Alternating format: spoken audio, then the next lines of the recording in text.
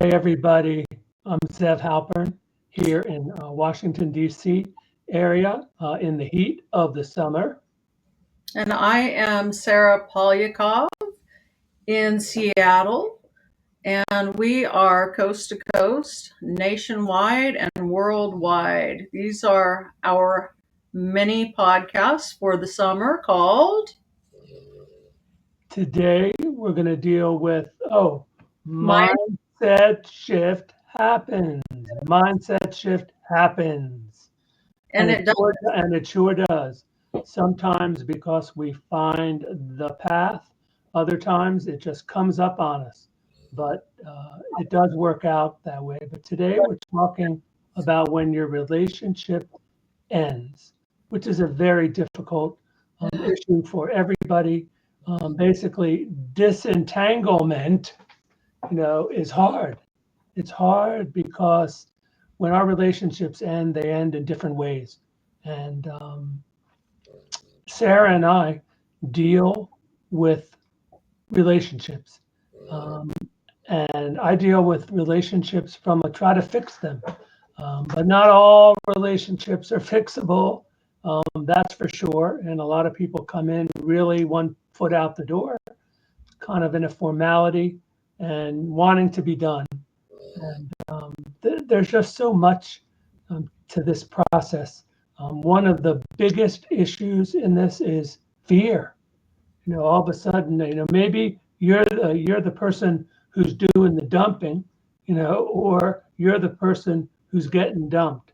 There's a very big difference in those postures and in those roles because one of them involves rejection, and the other one involves guilt.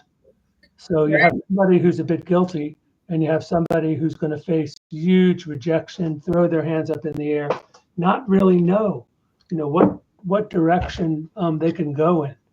No, we can't underestimate the incredible pain that a breakup causes another person. I mean, especially if somebody's on the receiving end, we cannot underestimate the pain. It's like some people have told me they would rather lose their right arm than suffer through a horrible divorce. Because basically, the one of the biggest byproducts of the end of a relationship is fear, and fear, as we know, in all departments, can be paralyzing.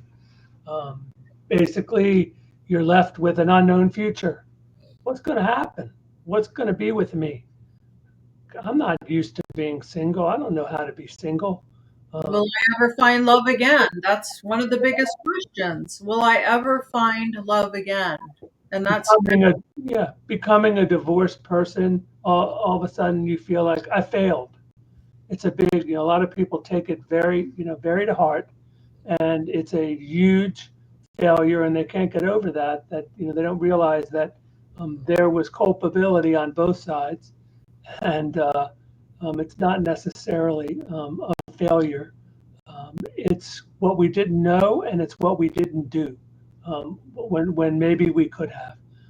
But people all of a that's it. sudden, people worry that people are going to know our family secrets. It's all going to come out. My relatives are going to know. My friends are going to know. That's very exposing and very difficult to handle that. You have to make decisions. There are decisions that you have to make. Um, you might all of a sudden have money issues. You might, if you have kids, you might worry about losing your kids.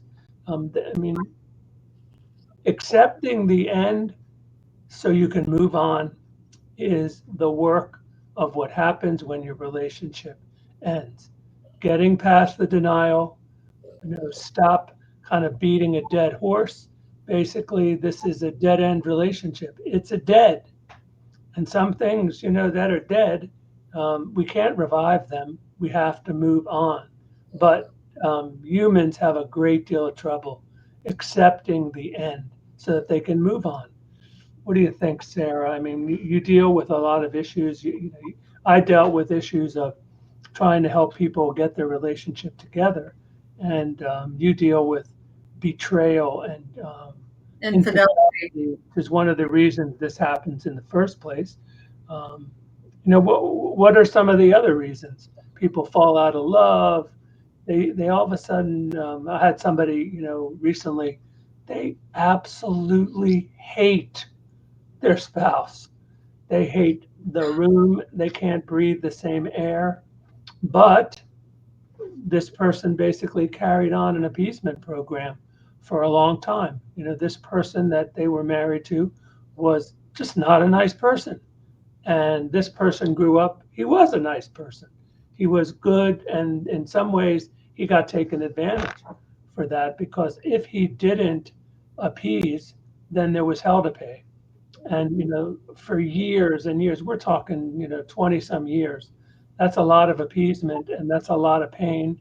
And it can end up well.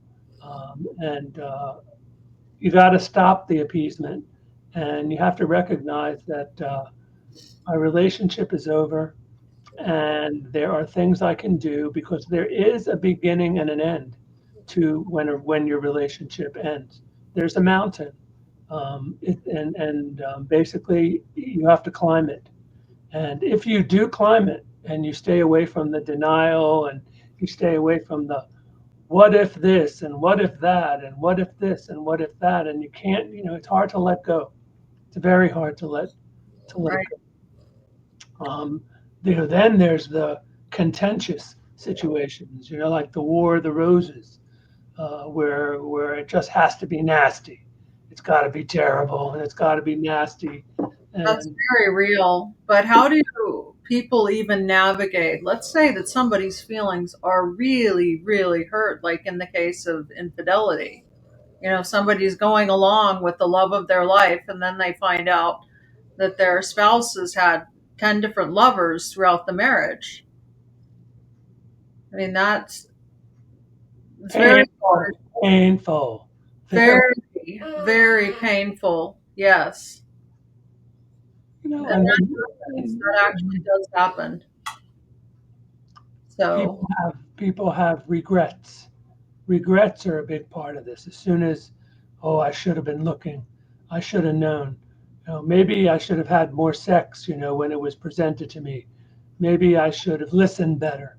Maybe I should have this, and maybe I should have that. It's just a natural thing to kind of look back and try to see what it was that ended up basically putting the end to this relationship. So you end up kind of doing this autopsy, and right.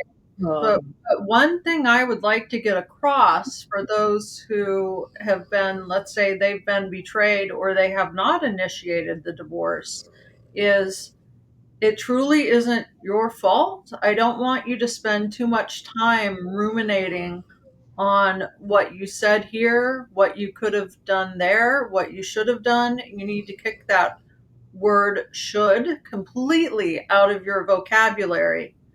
And don't go too far into the autopsy. Leave that with psychologists. If you want to do that, find a good psychologist because it's one of those things that can drive you crazy if you try to do it on your own.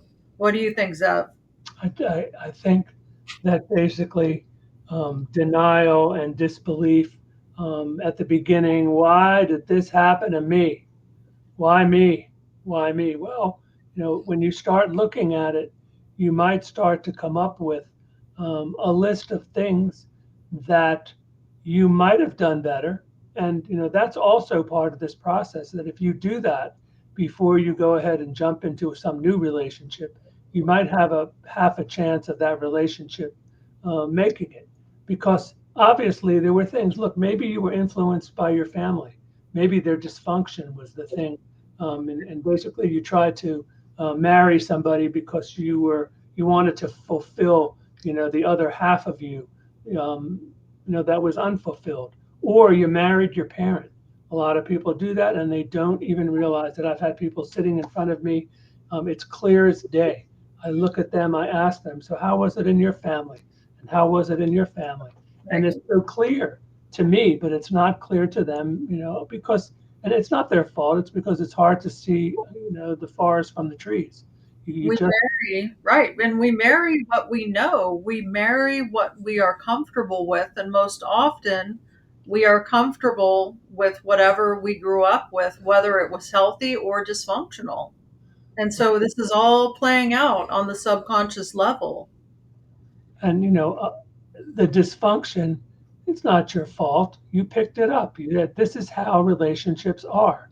It seeps into the way that you go ahead and how you conducted your relationship. You watch these two adults who you lived in this family unit, and it didn't go well. They yelled, they screamed, they were manipulative, they cheated. God knows what they did, but you saw it and you internalized it. You didn't really, think about it back then, but children are sponges, and we see and we hear, and then we go ahead and do the same thing. Like, oh my goodness, I'm being like my parents, and we're all kind of thrown into disbelief. I mean, there's also the whole issue of um, lawyers and legal issues, and fighting over this and fighting over that. It's a nasty business, let alone the whole issue of grief, because losing our relationship, when your relationship ends, it's like your relationship dies, and this is a death, It and is. this It's is a important loss. to take There's a a grieving process.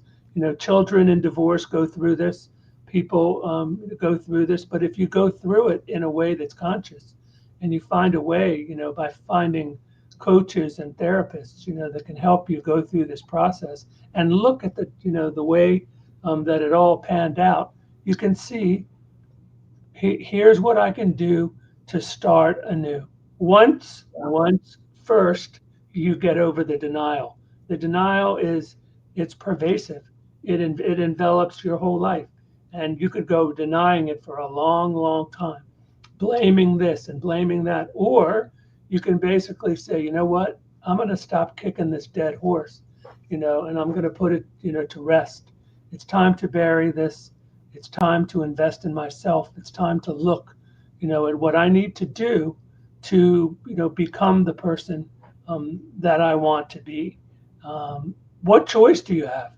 You do have a choice. You can be miserable for like a super long time, right. or you can go through the process of grief. You can get over the denial. You can basically say to yourself, there are things that I need to do to get this thing over with, and to move on. Because the name of the game when your relationship ends is, how do I move on? How do I find my way? Give me a sign. We look up to the heavens. Give me a sign. Somebody help me, please. And there's so many people. When the relationships end, other relationships end. Your social circle all of a sudden gets blown up. It does. It gets People's up. alliances, all of a sudden you find that people that you cared about, went out with, went on trips with, did all kinds of things. Couples, and you had a blast, and you did it, and hey, they chose a side, and it's not yours. Right.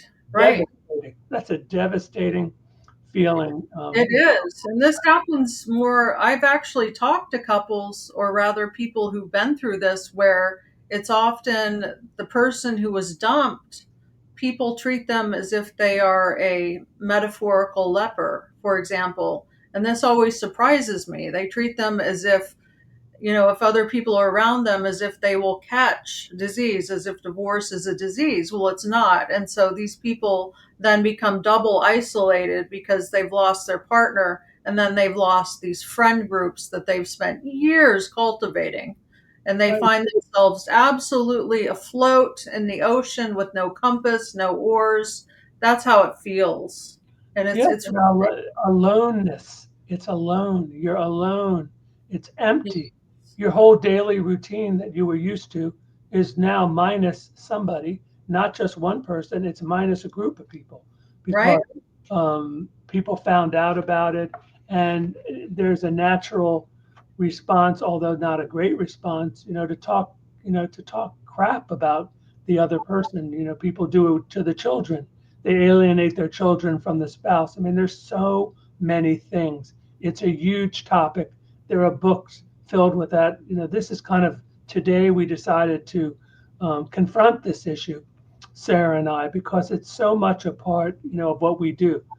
We try to look for the positive and we look for positive ends. Sometimes the end of a relationship is absolutely a positive end. And sometimes you have to look at it as did I want to live my life, further with somebody who really didn't want to live it with me? Although it's hard because you have, imagine, this old woman, and she's, a woman, and she says, I wanted to, grow old, and die and whatever. And all of a sudden you realize that's not going to happen. And that's so Or, common. People come home and, that people say, I'm leaving.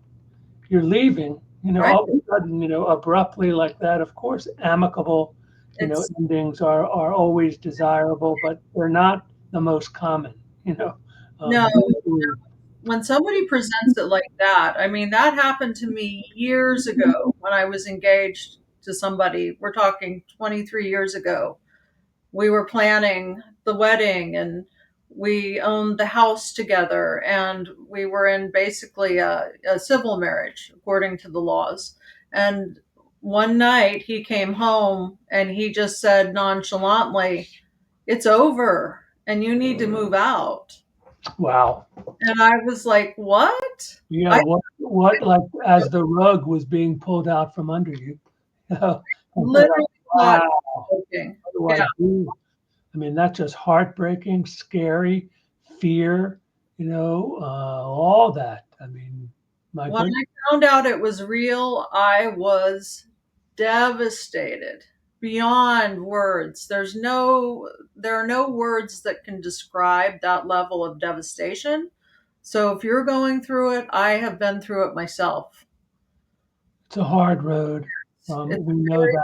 hard road, but you can bounce back because I'm also proof of that you can bounce back, you can move on, you can have children with a new person. You can meet a new person, have children, be married for a long time, and on and on. It is possible to bounce back. Now, I was a lot younger. That's not possible if we're talking about gray divorce, but it is possible still to find another partner, even if you are over the age of 55. It's very possible.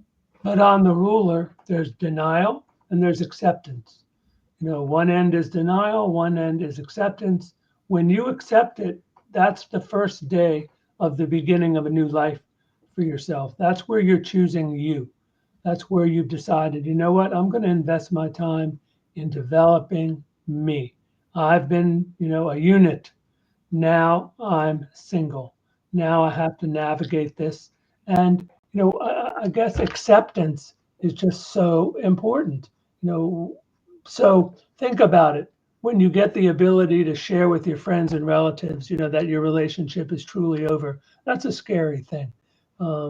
When you start to understand some of the reasons why this relationship didn't work out, whether it was your family of origin, whether it was just nasty behavior on the other person's part.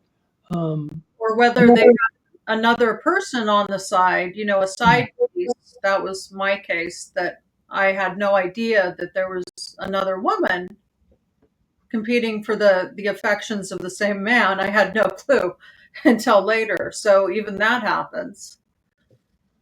You have to be ready to invest in yourself. But like I said, it doesn't happen until you accept the fact. It's painful because basically you have to look at some of your own shortcomings.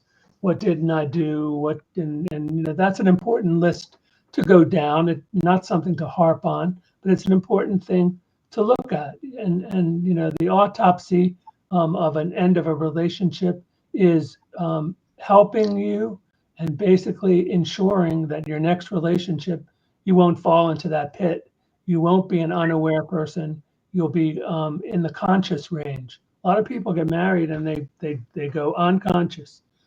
Conscious marriage, conscious relationships are usually healthier relationships. But a lot of people just go, this is the way it is. They get so used to it, and all of a sudden, when the thing falls, it's like a guillotine. Chops your head off, and you just like running around without a head, and that's just fear and all that comes in. So you've got to be ready to invest in yourself. This is the most important thing when your relationship ends, is when you can turn your attention, back to yourself, and you figure out, how can I be happy as a single person now before I go jumping into some new relationship? Because the usual thing that happens is people rebound. Pretty much they exhibit the same behaviors because they haven't changed. We haven't taken a good look at ourselves. We haven't, tried to identify what some of our own shortcomings are. And we end up in the same boat. Oh my God, I got the same thing again. It's important to recognize, who is Right. this person? Why am I attracted to them? What is it about them? Do they remind me of my spouse? Do they remind me of my family? Do they remind me of my father or mother? What is it? And It may not even be, I mean, yeah, there can be shortcomings, but it may be those patterns that Zev is talking about, that you haven't been aware of all of those patterns that have been acting in the background and causing you to filter people through these subconscious choices that you're not aware of. So that's where that inventory is really helpful, and taking that break is essential, because you can then find out who you are and take up new hobbies and go traveling. The sky is the limit. as long as you get past acceptance, and basically the hurt needs to be healed. There's a healing that has to happen, after death. The grief process is a healing process. Not easy as you float through, or not float through, or make it very difficult, trudge through the process. But if you go through the process, you come to terms with um, what the present and what the future is going to be like for you. But this is something, look, there's a tremendous amount of divorce and divorce recovery, separation and divorce recovery is a huge thing. And Sarah and I find ourselves in one aspect of the work we do, is, again, helping relationships, um, helping people fix their relationships if they can. They're Right. not always possible. And sometimes we come to that realization that basically this wasn't, a relationship that was going to last. Right. And we have to help people move on.